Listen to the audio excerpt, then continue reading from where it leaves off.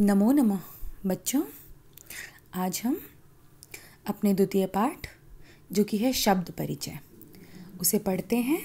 ठीक है, आशा करती हूँ आप सभी को बहुत अच्छे से समझ में आएगा, पिछले पाठ की तरह ही।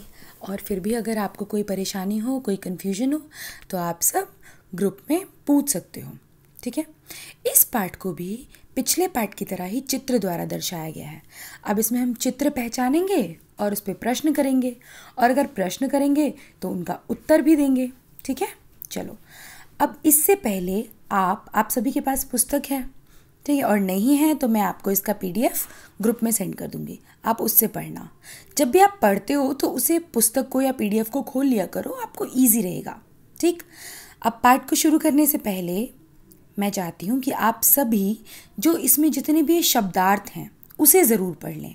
इससे क्या होगा, पाठ को समझने में बहुत आसानी होगी, आपको कोई कन्फ्यूजन नहीं होगी। जैसे ये देखो, दिया हुआ है यहाँ पे शब्दार्थ।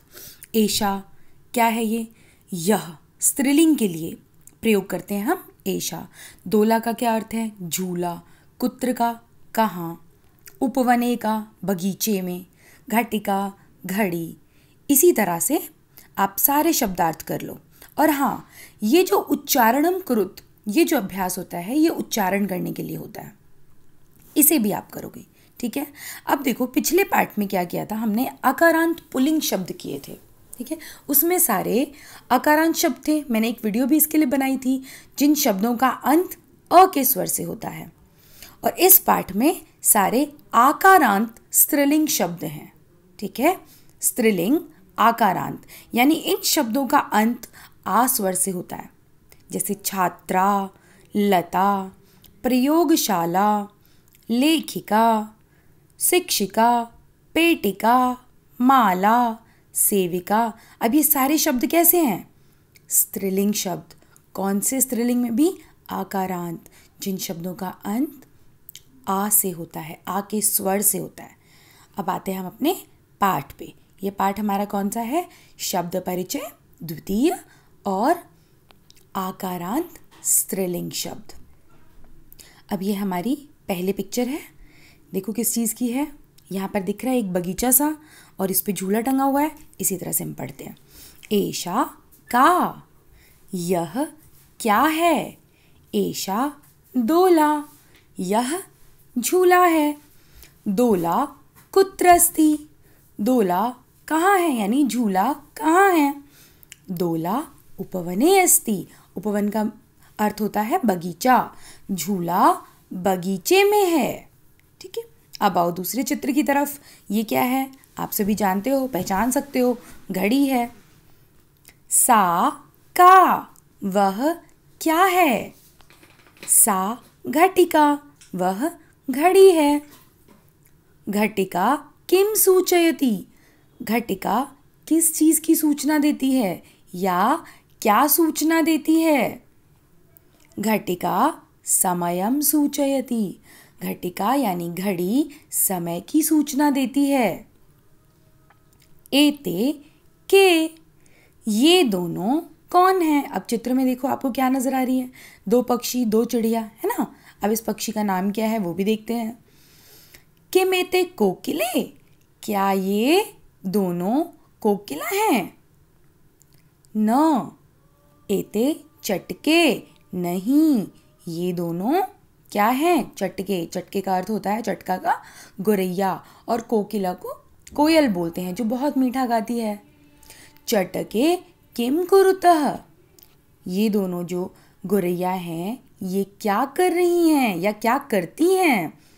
एते विहरतः, यहाँ पर विहार कर रही हैं या घूम रही हैं या खेल रही हैं, आप कुछ भी समझो। आओ अपने दूसरे चित्र की तरफ आते हैं। ये क्या है? दो गाड़ियाँ दिख रही हैं आपको। गाड़ी के अंदर कौन है? दो ड्राइवर हैं, और ड्राइवर ये कैसी हैं? लेडी ड्राइवर हैं। ठीक है ना। अब उसी के ऊपर ये क्वेश्चन है। ते के, वे दोनों कौन हैं? ते चालिके स्तः, अब चालिके किसको बोलते हैं? ड्राइवर को। अब यहाँ पे ये कौन सी हैं ड्राइवर? महिला ड्राइवर हैं, तो हम इसको बोलेंगे वे दोनों महिला ड्राइवर हैं या महिला चालक हैं। ते किम कुरुतः, वे दोनों क्या करती हैं। ते वाहनम चालयतः, वे दोनों वाहन गाड़ी चलाती हैं। ठीक है, आओ अब यहाँ पर भी देखो, अभी तक हम 2 की बात कर रहे थे, अब हम 3 पे आ गए। अब क्या है, एता का, ये सब क्या है, किसके बारे में बात हो रही है, इस चित्र के बारे में। एता स्थालिका, ये सब थालियां हैं। किम एता गोलाकारा, क्या ये सब गोलाकार हैं, यानी गोल आकार में हैं। आम, आम का अर्थ होता है हाँ। हाँ एता, ये सब गोलाकारा एव, ये सब गोल आकार में ही हैं। ठीक है, अब आते हैं हम अपने अगले चित्र की तरफ।